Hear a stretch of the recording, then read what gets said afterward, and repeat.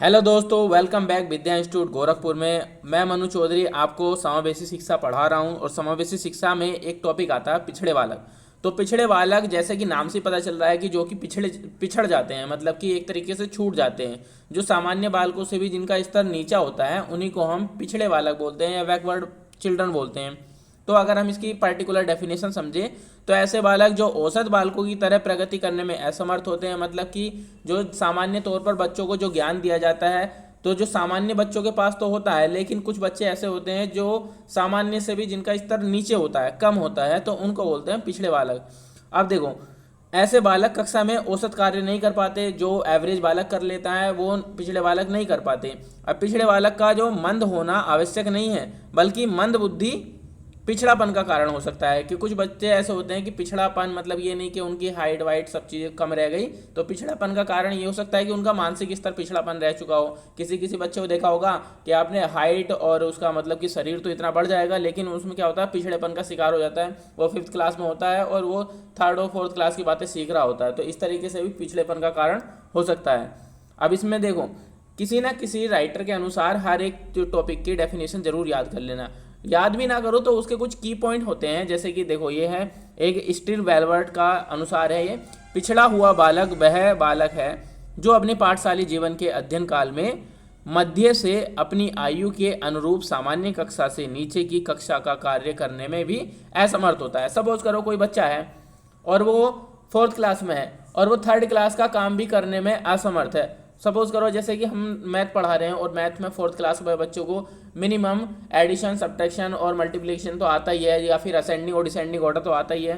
पर अगर बच्चा वो ये सब चीज़ें भी नहीं कर पा रहा जो उसने 3rd क्लास में सीखा था और प्रेजेंट टाइम में वो 4th क्लास में है, इसका मतलब क्या है कि वो पिछड़ा बालक है, मतलब कि एक तरीके से बैकवर्ड स्टूडेंट है। फॉर एग्जाम्पल दे रखा है, एग्जाम्पल मैं बहुत अच्छा बता चुका हूँ, आराम से आप इस चीज़ को समझ सकते हैं। अब देखो, TKA मेनन के अनुसार, ये भी एक राइटर है, मेनन के अनुसार सिर्फ इतना लिख दो कि मेनन के अनुसार, हर एक डेफिनेशन मेनन के अनुसार जरूर मिलेगी। तो एक राइटर का तो नाम याद रख लो और उसका आगे डेफिनेशन कुछ उसके कीवर्ड लिख दो तो काफ़ी है। अब देखो, भारतीय परिस्थितियों में पिछड़ा बालक वह बालक है जो अपनी कक्षा की औसत आयु से 1 वर्ष से अधिक बड़ा होता है। तो जैसे मान लिया कोई बच्चा किसी क्लास में है और उसकी औसत आयु जो होती है, देखो एक होती है औसत आयु, एक होती है मानसिक आयु, मतलब वास्तविक आयु और मानसिक आयु होती है। तो अगर वो बच्चा पिछड़ा बालक होगा तो उसकी क्या होगी, औसत आयु से भी 1 वर्ष कम होगी। लेकिन जो सामान्य बालक होगा उसकी क्या होगी, पिछड़ा बालक जो होगा उससे 1 वर्ष ज़्यादा होगी। तो ये 1 साल का डिफरेंस होता है जो कि पिछड़े बालक और सामान्य बालकों के बीच में बना रहता है। ये मेनन के अनुसार थी। अब इनकी देखो विशेषताएं क्या होती हैं।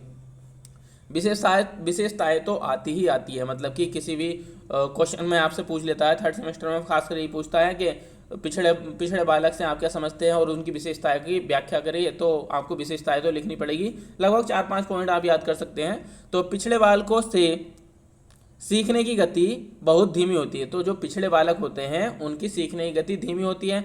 ऐसे बालकों की जिज्ञासा की प्रवृत्ति में अभाव पाया जाता है। तो मतलब वो किसी भी चीज़ में क्यूरियोसिटी नहीं दिखाते कि वो नई नई चीज़ों को ऑब्जर्व करें या फिर नई नई चीज़ों को सीखने में वो जिज्ञासा नहीं दिखाते। बौद्धिक परीक्षणों में इनकी बुद्धि लब्धि 85 से कम होती है। नॉर्मली जो सामान्य बच्चों की बुद्धि लब्धि होती है वो 90 to 110, मतलब 90 से 110 के बीच में होती है, लेकिन इनकी क्या होती है, बुद्धि लब्धि 85 से भी कम होती है।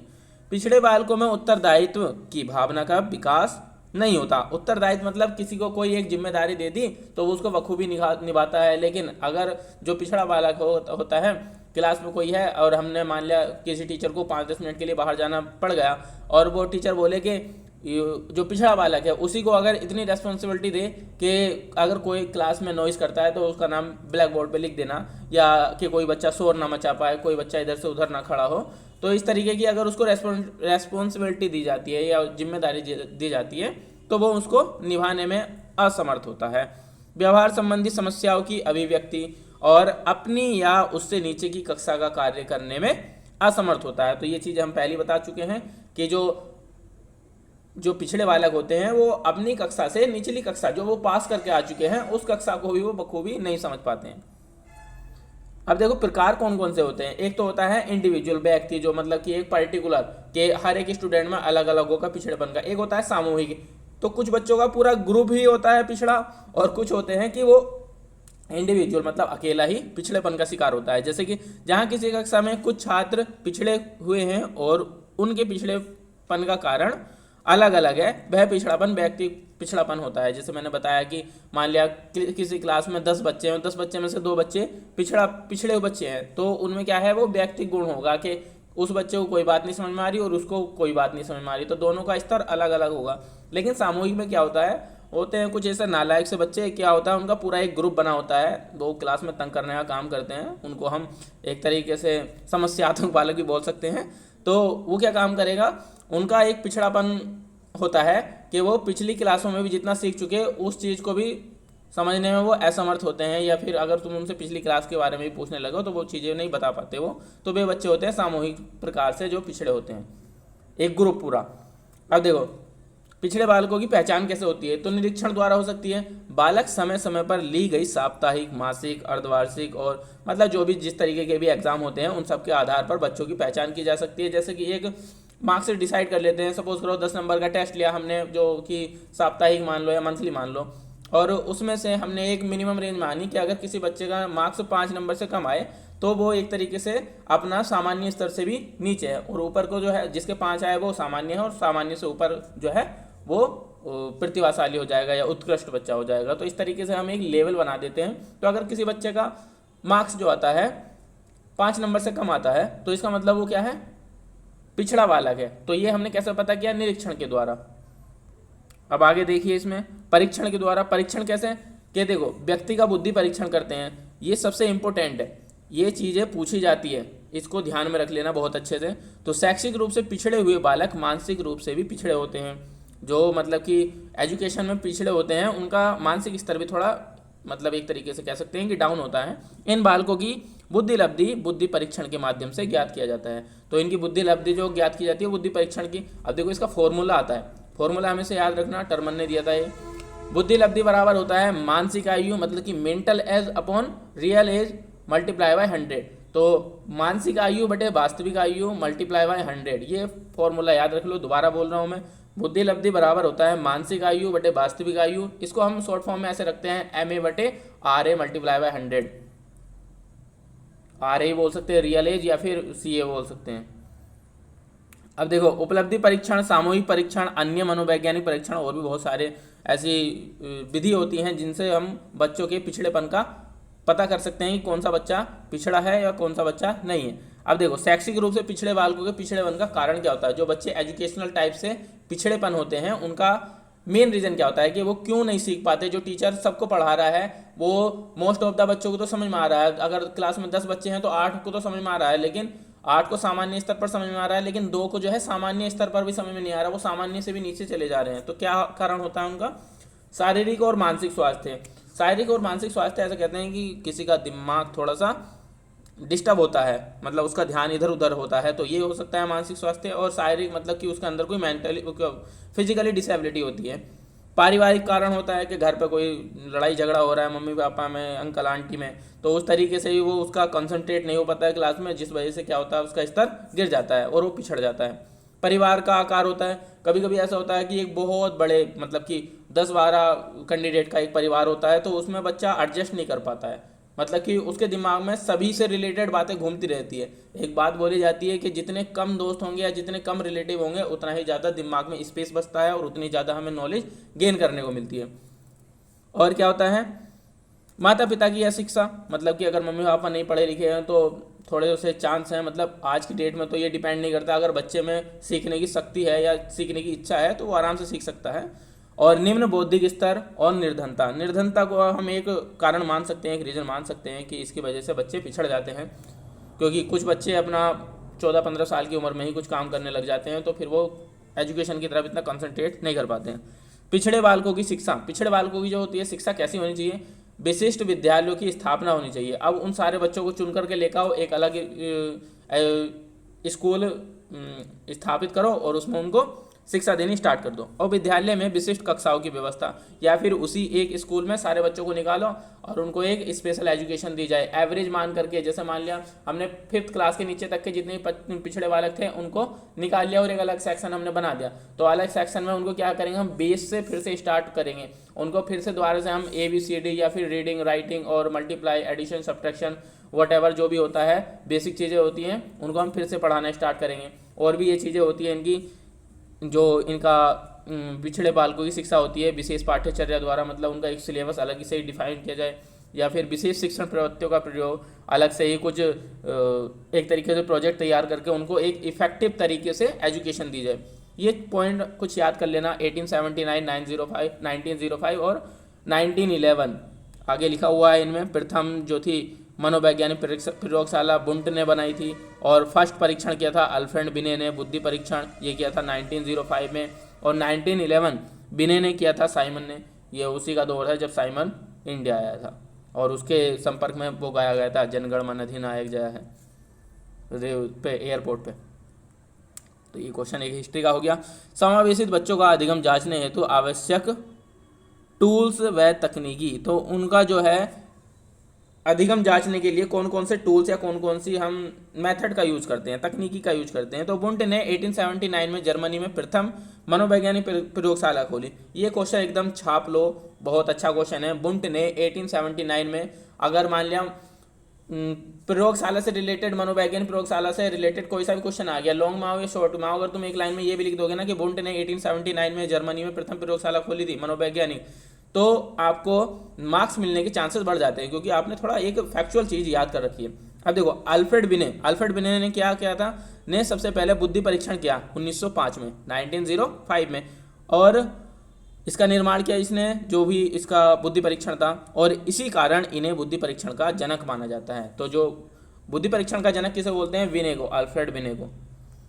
सन 1911 जिसकी हम अभी बात कर रहे थे, बिने और साइमन ने मिलकर क्या किया, 15 वर्ष तक के बच्चों के लिए पृथक पृथक प्रश्नावली तैयार की। उन्होंने क्या करा, अलग अलग स्टैंडर्ड के क्वेश्चन तैयार करे और उनको उन बच्चों पर टेस्ट किया। तो जो बालक अपनी आयु के अनुसार क्वेश्चनों के आंसर दे रहे थे, तो उनका तो एक तरीके से सामान्य स्तर हो गया, और जो उनके आंसर नहीं दे पा रहे थे वो क्या हो गए, पिछड़े बालक हो गए। और 1912 में क्या हुआ, स्टर्न ने निम्न सूत्र दिया, जो कि मैंने पहले ही बता चुका था कि स्टर्न ने बुद्धि लब्धि का सूत्र दिया था, MA/CA या RA बोल सकते हैं, multiply by 100, mental age upon real age multiply by 100। ये 4-5 बार मैं बोल चुका हूँ, तो आपको याद हो गया होगा। अब आगे चलते हैं। देखो बुद्धि लब्धि के आधार पर व्यक्तियों का वर्गीकरण कैसे होता है, मतलब कि हम कैसे डिफाइन करेंगे कि किस नंबर के बुद्धि लब्धि वाले बच्चे को हम सामान्य बोलेंगे या मूढ़ बोलेंगे या मूर्ख बोलेंगे या फिर प्रतिभाशाली बोलेंगे। तो ये एक उसका टेबल है, ये अच्छे से याद कर लेना। देखो क्या होता है, 0 से 24 तक का हो जाएगा जड़ बुद्धि हो जाएगा, इडियट बोलते हैं जिसको इंग्लिश में। तो अगर कोई आपको लड़की या लड़का कोई अगर, या फिर कोई बड़ा मतलब कि गार्जियंस या पेरेंट्स बोलते हैं इडियट, या 3 इडियट वाली मूवी से कोरिलेट कर सकते हैं कि, तो उनकी बुद्धि लब्धि मतलब कि 24 से नीचे ही है, 0 से ऊपर है, 0 से क्या ऊपर होगा, तो 24 से नीचे है। 25 प्लस से 49 माइनस तक, मतलब कि 25 से 49 तक होते हैं मूढ़, तो और 50 से 69 तक होते हैं मूर्ख होते हैं। और 70 to 79 ये होता है निर्बल बुद्धि, मतलब कि फेबल माइंडेड। और होता है 80 to 89 मंद बुद्धि, जिसकी बात हम कर रहे हैं। पिछड़े वर्ग का बच्चे जो होते हैं वो मंद बुद्धि से नीचे ही होते हैं। अब उनकी जो होती है बुद्धि लब्धि, चाहे वो 50 हो सकती है, 60 होती है, 70 भी हो सकती है, पर 89 से नीचे होती है। अब देखो 90 to 110 ये होता है सामान्य बुद्धि, एक एवरेज बुद्धि लब्धि होती है 90 to 110। अब ये बुद्धि लब्धि निकाली कैसे, फॉर्मूला बताया था मैंने, वो बुद्धि लब्धि बराबर मानसिक आयु बटे वास्तविक आयु मल्टीप्लाई बाय 100, तो उससे निकलती है ये। अब 110 से 119 तक होता है उत्कृष्ट, मतलब कि जो सुपीरियर बच्चे होते हैं। और 140 से लेकर के जो प्लस होते हैं वो होते हैं प्रतिभाशाली, जिनको हम एक तरीके से क्रिएटिव बच्चा बोल सकते हैं या फिर जीनियस बोलते हैं, जिनको क्लास में जो होते हैं। पूरे समूह का एक साथ परीक्षण होता है सामूहिक परीक्षण, और प्रत्येक बालक का अलग अलग तरीके से अगर हम परीक्षण करते हैं तो वो होता है मतलब कि व्यक्तिगत, एक तरीके से इंडिविजुअल परीक्षण हो गया वो। अब व्यक्तिगत परीक्षण और सामूहिक परीक्षण क्या होते हैं, देखो शाब्दिक व्यक्तित्व बुद्धि परीक्षण और अशाब्दिक व्यक्तित्व बुद्धि परीक्षण। तो देखो व्यक्तित्व बोल रहा हूँ मैं, व्यक्तिगत है, हाँ, और ये सामूहिक बुद्धि परीक्षण में क्या होता है, शाब्दिक सामूहिक बुद्धि परीक्षण और अशाब्दिक सामूहिक बुद्धि परीक्षण। अब देखो इन दोनों के ये इंपॉर्टेंट है, बहुत ज़्यादा इंपॉर्टेंट है ये। व्यक्तिगत बुद्धि परीक्षण और सामूहिक बुद्धि परीक्षण में क्या अंतर है। व्यक्तिगत में जैसे मैंने बताया था इंडिविजुअल, मतलब कि किसी एक पर्सन का हम परीक्षण करते हैं, टेस्ट करते हैं। और सामूहिक मतलब कि उसमें 5-6 बच्चों का या 10-20 बच्चों का हम एक ग्रुप डिसाइड कर लेते हैं और उन सब पर अध्ययन किया जाता है, उन सबको क्वेश्चन दिए जाते हैं, तब उनसे हम पुटअप करते हैं कि इस ग्रुप से इतने क्वेश्चन आंसर निकल के आए और हमने सामान्य तौर पर कितने आंसर डिसाइड किए थे। और व्यक्तिगत क्या होता है, किसी भी एक चिंटू मिंटू को उठा दिया और उनसे पूछा हमने क्वेश्चन के आंसर, तो ये होता है व्यक्तिगत। तो इसको ये छोटे मोटे पॉइंट देख लेते हैं हम। ये परीक्षण प्राय मौखिक होते हैं जो व्यक्तिगत होते हैं। नॉर्मली मतलब कि क्लास में से बच्चे चिंटू खड़ा गया तो बता भाई चिंटू के भारत का राष्ट्रपति कौन है, इस तरीके से हम क्वेश्चन पूछ लेते हैं। और ये परीक्षण प्राय लिखित रूप में होता है, लिखित रूप में होता है। तो क्लास में जैसे 10 बच्चों का हमने ग्रुप डिसाइड किया और उन सबको एक एक ब्लैंक शीट दे दी और क्वेश्चन बोल दिए और आंसर लिख दो, तो उनसे पता चल जाता है। इनका प्रयोग अशिक्षित एवं विकलांग बच्चों पर भी किया जा सकता है। इन परीक्षण का प्रयोग इन श्रेणियों में बच्चों पर नहीं किया जा सकता। और जो होता है व्यक्तिगत होता है, इसकी समय सीमा निश्चित नहीं होती। तो व्यक्तिगत की समय सीमा नहीं होती, अगर टीचर का इंटरेस्ट जाग गया तो बच्चे को क्वेश्चन में से क्वेश्चन निकाले जाएगा। और इसकी समय सीमा निश्चित होती है। एक ग्रुप को डिसाइड किया कि हाँ भाई बस 10 मिनट में इस ग्रुप को निपटाना है कि इसको ये कोई इस लेवल के क्वेश्चन पूछो, इनसे कोई भी आंसर देता रहेगा। इन परीक्षणों में वैधता होती है, जो ये होते हैं ना व्यक्तिगत, इनमें वैधता होती है, मतलब एक पर्टिकुलर उसमें वैलिडिटी होती है और इनमें वैलिडिटी नहीं होती है। जो व्यक्तिगत होते हैं इसका उत्तर देते समय नकल के कोई अवसर नहीं होता। तो जब वो क्लास में खड़ा है या फिर टीचर के सामने एकदम दोनों के सामने फेस टू फेस हो रहा है या फिर आई टू आई कॉन्टेक्ट चल रहा है, तो वो नकल कहाँ से करेगा। लेकिन जो ग्रुप होता है उसमें क्या होता है, बच्चा एक से एक स्मार्ट होता है, तो कोई चीटिंग कर लेता है, कोई चीटिंग नहीं कर पाता है, मतलब थोड़े से चांस बन जाते हैं कि वो नकल कर सकते हैं उसमें। अब जो व्यक्तिगत होता है, इन परीक्षणों में संकोची व्यक्तियों को कठिनाई होती है। संकोची होते हैं जो अपने इमोशन को एक्सप्रेस नहीं कर पाते हैं, तो मतलब कि कोई बात कहने में अपने आप को एक तरीके से गलत महसूस करते हैं कि मैं नहीं बोल पाऊंगा, तो मतलब कॉन्फिडेंट नहीं होते वे। अब इन परीक्षणों में क्या होता है, जो सामूहिक होता है, इन परीक्षणों में किसी व्यक्ति का कोई कठिनाई नहीं होती, इसमें कोई किसी को भी कोई कठिनाई नहीं होती, क्योंकि उसमें क्या होता है कि भीड़ जब चलती है ना तो उनको कॉन्फिडेंस लगता है कि अगर पिटूंगा तो मैं थोड़ी नहीं पिटूंगा, साथ वाला ही पिटेगा, और गलत बोलूंगा तो मैं ही गलत थोड़ी नहीं बोलूंगा, पूरा ग्रुप गलत बोलेगा। तो इस तरीके से उनमें थोड़ा सा कॉन्फिडेंट होता है और गलत बात को भी वो थोड़ा कॉन्फिडेंटली बोल पाते हैं। शाब्दिक बोलते हैं जो शब्दों के माध्यम से होता है, और अशाब्दिक होता है जो कि लिख करके बोलते हैं, इसको लिखित भी बोल सकते हैं। आगे आता है हमारे पास निर्देशन मार्गदर्शन। निर्देशन और मार्गदर्शन को आप सिर्फ नॉर्मली समझ लीजिए कि निर्देशन और मार्गदर्शन क्या होता है, किसी को एक तरीके से रास्ता दिखाना, मोटिवेट करके किसी को डायरेक्शन बता देना। कि जैसे मान लिया तुमने 12th कर लिया और 12th के बाद अगर तुम किसी का मार्गदर्शन करोगे तो कहोगे कि भाई 12th के बाद अपना जो भी बीटेक करना चाहो या आईआईटी की तैयारी कर लो या फिर जो भी बीएससी में एडमिशन लेके कोचिंग वोचिंग कर लो, इस तरीके से मार्गदर्शन करना किसी दूसरे व्यक्ति का या किसी दूसरे बालक का। क्रो एंड क्रो के अनुसार क्या होता है, मार्गदर्शन पर्याप्त रूप से प्रशिक्षित एवं विशेषज्ञता प्राप्त पुरुषों तथा महिलाओं द्वारा किसी भी आयु के व्यक्तियों की सहायता प्रदान करना होता है। तो देखो जैसे मान लिया आपकी एज है 20 साल और कोई बच्चा पढ़ रहा है 7th 8th क्लास में, मतलब वो आपसे छोटा ही होगा, तो आप उसको बता सकते हैं कि बेटा इस क्लास में ये सब चीज़ें होती है और ये सब चीज़ें तो तेरे को पढ़नी पड़ेगी, नहीं तो जैसे ही तू 8th क्लास में आएगा तेरे को दिक्कत होनी स्टार्ट हो जाएगी कि ये चीज़ हम फेस कर चुके हैं। इस तरीके से बता सकते हो। तो हम अपना एक्सपीरियंस शेयर करते हैं बेसिकली, अगर हम कहें तो जो चीज़ें हमने हमारे साथ में गलत होती है या फिर सही होती है, जिन चीज़ों से हम सीख चुके होते हैं, उन सब चीज़ों को हम उनके मार्गदर्शन पे बताते हैं। इसके प्रमुख सिद्धांत क्या क्या हैं, जीवन भर चलने वाली प्रक्रिया है। निर्देशन कोई ना कोई सजेस्ट करता ही रहता है, कोई ना कोई करता ही रहता है। घर में आओगे तो मम्मी पापा, बाहर जाओगे तो रिश्तेदार, और दोस्तों के साथ रहोगे तो दोस्त करते रहेंगे कि भाई पढ़ ले, एग्ज़ाम आ रहा है, ये निर्देशन करते रहेंगी। एक दिन पहले पढ़ेगा तो ये नहीं होगा और आज से पढ़ना स्टार्ट करेगा तो अच्छा नंबर ले आएगा। संपूर्ण शैक्षिक प्रक्रिया का अंग और सर्वाधिक विकास के से संबंधित। जीवन भर चलने वाली, ये कोई इतना इम्पोर्टेंट बात नहीं है। सर्वांगीण विकास से संबंधित, देखो सर्वांगीण शब्द को समझ लो सिर्फ, और जहाँ भी सर्वांगीण दिखे तो आप समझ जाओगे। सर्वांगीण विकास से मतलब है कि उसका सारा, मतलब कि मानसिक और शारीरिक दोनों तरीके का उसका सर्वांगीण विकास। तो निर्देशन के माध्यम से बालक और बालिकाओं के सभी समस्याओं का समाधान होता है और विद्यालय में आकर बच्चे शिक्षक से निर्देशन प्राप्त करते हैं। तो टीचर क्या करता है, उनको एक तरीके से मार्गदर्शित करता है, उनका मार्गदर्शन करता है और अपनी जीवन की दिशा तय करते हैं। जब भी बालक को कोई समस्या आती है तो वह बालक शिक्षक से मार्गदर्शन ले लेता है। मार्गदर्शन ऐसे बोल सकते हैं कि कोई क्वेश्चन नहीं समझ में आ रहा, सर बता दो ज़रा, या फिर इसको अगर रियल लाइफ से कनेक्ट करके बोलें कि सर मुझे ज़रा यहाँ से इलाहाबाद जाना है तो थोड़ा मुझे रास्ता बता दो, वो भी एक मार्गदर्शन ही हो गया। या फिर हमने टीटी कलेक्टर से पूछ लिया या कंडक्टर से पूछ लिया कि मुझे यहाँ से मुरादाबाद उतरना है या फिर मुझे यहाँ से दिल्ली उतरना है तो थोड़ा रास्ता बता दीजिए। तो इस तरीके से ये मार्गदर्शन होता है। व्यक्तिगत निर्देशन जो किसी पर्टिकुलर बच्चे को दिया जाता है, इसको आप थोड़ा पढ़ सकते हैं पॉज करके वीडियो को। स्वास्थ्य निर्देशन क्या होता है? छात्रों को स्वास्थ्य जीवन के महत्व के विषय में बताना। तो मतलब कि अरस्तु ने कहा था कि एक स्वस्थ मनुष्य के शरीर में स्वस्थ मस्तिष्क का निवास होता है, तो इसलिए स्वास्थ्य को भी बहुत ज़्यादा वरीयता दी गई है। और स्वामी विवेकानंद भी यही बोलते थे कि मनुष्य का स्वस्थ रहना उतना ही जरूरी है जितना कि स्वस्थ विचारों का आना। तो इस तरीके की बातें बोली जाती हैं स्वास्थ्य के संपर्क में। और ये आती है हमारे पास शैक्षिक निर्देशन। तो एजुकेशनल से रिलेटेड जो भी हम किसी बच्चे को गाइड करते हैं ये सब होता है हमारा शैक्षिक। जैसे पाठ्य विषयों का चयन करते समय, जैसे मैंने बताया कि कोई बच्चा हाई स्कूल में पास हुआ और उसका इंटरेस्ट है कि मैं मैथ मेरा अच्छा है, तो उसको क्या करेंगे, पीसीएम ग्रुप लिवा दो कि फिजिक्स केमिस्ट्री और मैथ पढ़ता रहे। या फिर किसी का इंटरेस्ट होता है कि मैं कॉमर्स जाऊँगा, तो इंटर के हाई स्कूल के बाद वो कॉमर्स ज्वाइन कर लेता है। तो जैसे लड़कियाँ होती हैं, लड़कियाँ अपना होम साइंस या जो भी उनके सब्जेक्ट चुनिंदा होते हैं, लड़कियाँ भी मैथ ले लेती हैं अगर उनको इंटरेस्ट होता है। तो ये होता है उनका शैक्षिक निर्देशन।